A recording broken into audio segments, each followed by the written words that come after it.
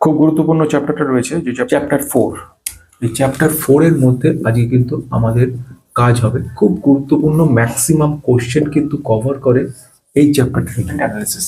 মানে এটা হচ্ছে কোর বলা যেতে পারে, স্টেটমেন্ট ফাইন্যান্সিয়াল স্টেটমেন্ট অ্যানালাইসিস। মানে গোটা বলা যেতে পারে যে কোনো একটা স্টক কেনার আগে তার সমস্ত কিছু, ইনক্লুডিং স্টকটার লিকুইডিটি রেশিও কি রয়েছে, স্টকটার এই মুহূর্তে অ্যাসেটস কত রয়েছে, লাইবিলিটি কত রয়েছে, ইকুইটি শেয়ার মানে শেয়ার হোল্ডার ইকুইটি কতটা রয়েছে, ক্যাশ সিচুয়েশন কি রয়েছে, ক্যাশ ফ্লো কত রয়েছে, সমস্ত কিছু মিলিয়ে কিন্তু তৈরি হয়েছে ফাইন্যান্সিয়াল স্টেটমেন্ট অ্যানালিসিস। এইটা ভীষণ গুরুত্বপূর্ণ পয়েন্ট একটা বলা যেতে পারে। এনআইএসএম এক্সামের একটা খুব গুরুত্বপূর্ণ পেপার, বারবার গুরুত্বপূর্ণ শব্দটাই কিন্তু উল্লেখ করছে। প্রথম কোশ্চেন, ফাইন্যান্সিয়াল স্টেটমেন্ট টাইপস, অর্থাৎ কত রকম ফাইন্যান্সিয়াল স্টেটমেন্ট হয়। অর্থাৎ 1 নম্বর পয়েন্ট আমি যদি বলি সেটা হচ্ছে এই যে ফাইন্যান্সিয়াল স্টেটমেন্টের টাইপ কত রকম হয়, কি কি ধরনের টাইপস রয়েছে। আচ্ছা, ভালো কথা, কি কি ধরনের হতে পারে, যেমন মনে হচ্ছে প্রফিট অ্যান্ড লস অ্যাকাউন্ট, এটা একটা স্টেটমেন্ট। ব্যালেন্স শিট, এটা একটা স্টেটমেন্ট। ক্যাশ ফ্লো, এটা একটা স্টেটমেন্ট। আমরা ব্যালেন্স শিটটাকে বলা হয় যে কোনো কোম্পানির একটা যাকে বলবো কি, যে ওপেন আইস, অর্থাৎ মানে পর্দা খুলে দেওয়ার পরে একটা ঘর যেরকম দেখা যায়, ঠিক সেরকম ভাবেই ব্যালেন্স শিট দিয়ে একটা true value of a company আমাদের কাছে ক্লিয়ার হয়ে যায়। আমরা জানি যে ব্যালেন্স শিটের মাধ্যমে টোটাল কোম্পানি অ্যাসেটস কি রয়েছে, লাইবিলিটি কি রয়েছে, এটা কিন্তু ক্লিয়ার করে দেয়। অ্যাসেটস এবং লাইবিলিটি দিয়ে কিন্তু একটা কোম্পানির পরিচিতি লাভ করে। এছাড়া আমরা জানি কি প্রফিট অ্যান্ড লস অ্যাকাউন্ট, এই প্রফিট অ্যান্ড লস অ্যাকাউন্ট এটাও কিন্তু রয়েছে সংযুক্ত। বোঝা গেল এটা। এবার আসবে এছাড়া কি আছে, ক্যাশ ফ্লো ব্যাপার, ক্যাশ ফ্লো স্টেটমেন্ট বা ক্যাশ ফ্লো। তাহলে এইগুলো সব কাজ কি, ক্যাশ ফ্লোর মাধ্যমে অ্যাকচুয়াল ক্যাশ কি, ক্যাশটার যে মুভমেন্ট, MOVMENT মুভমেন্টস যেগুলো হচ্ছে, ইনফ্লো আউটফ্লো, কতটা ইন হচ্ছে কতটা আউট হচ্ছে, এই সমস্তগুলো কিন্তু সব কিছু রয়েছে ক্যাশ ফ্লোর মধ্যে। এইটা ভালো করে জানলে একটা কোম্পানি কিন্তু আমরা ভালোভাবে অ্যানালাইজ করতে পারি। হয়ে গেল এটা। সেকেন্ড পয়েন্টের দিকে যাব, সেটা আরেকটা, ব্যালেন্স শিটের যে স্ট্রাকচারের দিকে আমরা যাব। ব্যালেন্স শিট স্ট্রাকচার বলতে কি কি আছে, ব্যালেন্স শিটের মধ্যে আমরা জানি যেটা, সেটা হচ্ছে কি অ্যাসেটস ইকুয়াল টু লাইবিলিটি, যা যা লাইবিলিটি আছে অ্যাসেটের সঙ্গে সমান। এর সঙ্গে আমি কিন্তু শেয়ার হোল্ডার্স ইকুইটিকে মাইনাস করছি। অর্থাৎ শেয়ার হোল্ডার ইকুইটিটাও কিন্তু কোম্পানির কাছে একটা পাওনা। অর্থাৎ অ্যাসেটস যদি সব মিলিয়ে যদি কারোর 100 টাকা অ্যাসেটস থাকে, 80 টাকা হচ্ছে তার লাইবিলিটি রয়েছে এবং শেয়ার হোল্ডার ইকুইটি রয়েছে 20 টাকা। এটা কিন্তু অলওয়েজ সমান হতে বাধ্য। অর্থাৎ দুটো সাইড যতক্ষণ পর্যন্ত না ইকুয়াল হবে ততক্ষণ ব্যালেন্স শিট কিন্তু ক্লিয়ার নয়। ব্যালেন্স শিটের মাধ্যমে তাহলে কি হচ্ছে, একটা কোম্পানির ট্রু পিকচার আমাদের কাছে চলে আসছে, ট্রু অ্যান্ড ফেয়ার পিকচার বলা যেতে পারে। তার মধ্যে অ্যাসেট যদি 100 টাকা থাকে, লাইবিলিটি 80 টাকা থাকে, তাহলে কিন্তু শেয়ার হোল্ডার ইকুইটি 20 টাকা। অনেক সময় কোশ্চেন করে দেয় যে অ্যাসেট রয়েছে 100, শেয়ার হোল্ডার ইকুইটি রয়েছে 20, লাইবিলিটি কত রয়েছে, বা লাইবিলিটি রয়েছে 80, শেয়ার হোল্ডার ইকুইটি কত রয়েছে। তাহলে এটা থেকে কিন্তু বুঝতে পারবে। তাহলে এইটা হয়ে গেল ব্যালেন্স শিট স্ট্রাকচার। এবারে এই যে অ্যাসেটস এর মধ্যে কি রয়েছে, কারেন্ট অ্যাসেটস বলে কিছু রয়েছে, আর একটা রয়েছে নন কারেন্ট অ্যাসেটস কিছু রয়েছে।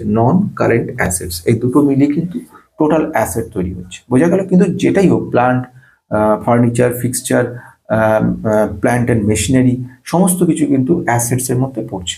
বোঝা গেছে। ইভেন কোনো কম্পিউটার, যে সমস্ত parts, electronic parts, everything is assets.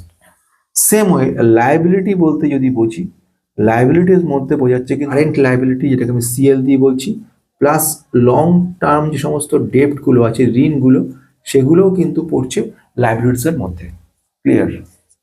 3 নম্বর যেটা দেখবো সেটা হচ্ছে কি রেশিও দিয়ে কিন্তু একটা কোম্পানি স্ট্যাটাস বোঝা যায়, প্রেজেন্ট স্ট্যাটাস কি রয়েছে কোম্পানিটা বোঝা যায়। কি কি জিনিস রয়েছে, লিকুইডিটি রেশিও, তার মানে কি রেশিওর মধ্যে আমাদের সবচেয়ে গুরুত্বপূর্ণ একটা রয়েছে, সেটা হচ্ছে লিকুইডিটি রেশিও। এই যে লিকুইডিটি রেশিও রয়েছে, কি কি রেশিও রয়েছে, যেরকম রয়েছে কারেন্ট রেশিও, মানে আমি যেটা বলছি সেটা হচ্ছে কারেন্ট রেশিও একটা রয়েছে, একটা কুইক রেশিও। এইগুলো কি, এগুলো নিয়ে আমি বেস্ট ইনভেস্টর চ্যানেলে সেখানে বলেছি ডিটেলস, সেখানে দেখে নিতে পারেন। লিকুইডিটি রেশিও হয়ে গেল, তার মানে লিকুইডিটি রেশিও 1 নাম্বার। আচ্ছা, 2 নম্বর যেটা আমি বলবো সেটা হচ্ছে কি, সেটা হচ্ছে প্রফিটেবিলিটি রেশিও, মানে কোম্পানি প্রফিটেবিলিটি রেশিও। এই প্রফিটেবিলিটি রেশিওর মধ্যে কি কি রয়েছে, return on capital employed, return on equity, এগুলো দিয়ে বোঝা যাচ্ছে।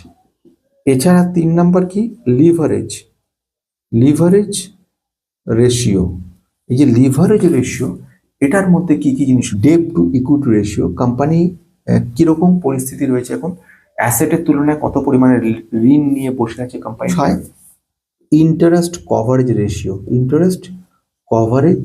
রেশিও, মানে এই মুহূর্তে আপনি যে পরিমাণে লোন নিয়ে রেখেছেন তার ইন্টারেস্টটা কভারেজ কতদিনে করা সম্ভব হচ্ছে, প্রফিটেবিলিটির সঙ্গে ক্যালকুলেশন করা হচ্ছে। এফিসিয়েন্সি রেশিও, মোটামুটি 4-5টা রেশিও, প্রচুর রেশিও রয়েছে, কিন্তু এই কটাকে দেখলেই আমাদের এফিসিয়েন্সি রেশিও, এই এফিসিয়েন্সি রেশিও দিয়ে মোটামুটি কোম্পানির প্রেজেন্ট সিচুয়েশন বোঝা যায়। ইনভেন্টরি টার্ন অ্যারাউন্ড বা ইনভেন্টরি টার্ন ওভার, একটা ইনভেন্টরি টোটাল টার্ন ওভার কিংবা অ্যাসেট টার্ন ওভার, একটাকে আমরা বলছি ইনভেন্টরি টার্ন ওভার, ঠিক আছে, বা অ্যাসেট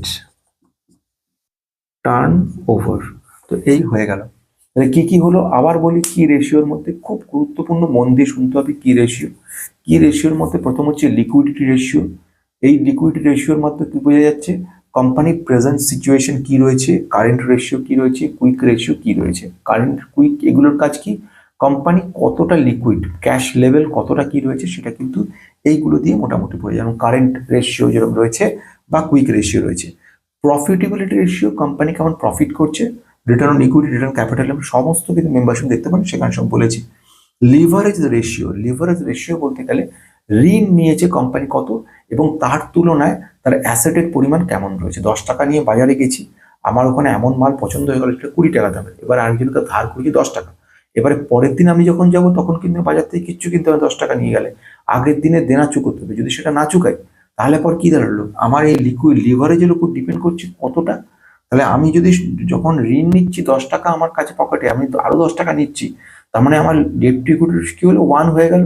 এই 1 হওয়া মানে সম পরিমাণ অ্যাসেটের সমান আমার ঋণ রয়ে গেছে।